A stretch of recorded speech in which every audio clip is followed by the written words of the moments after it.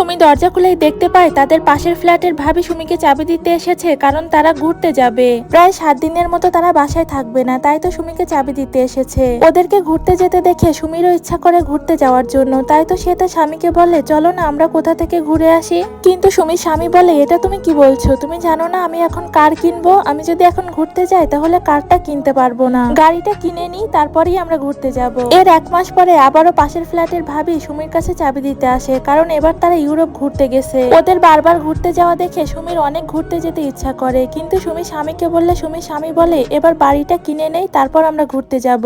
তুমি তো জানোই ঘুরতে গেলে কি পরিমাণ টাকা খরচ হয়, এই টাকা দিয়ে আমরা বাড়িটি কিনে ফেলতে পারবো। সুমির একটু মন খারাপ হয়। এর কয়েকদিন পরে রান্না করতে গেলে সুমি সেখানে মাথা ঘুরে পড়ে যায়। এরপর সুমিকে হসপিটালে নিলে ডাক্তার জানায় সুমির নাকি ব্রেন টিউমার হয়েছে। এটা শুনে সুমির স্বামীর মাথায় আকাশ ভেঙে পড়ে। আসলে সময় থাকতেই আমাদের জীবনকে উপভোগ করা উচিত।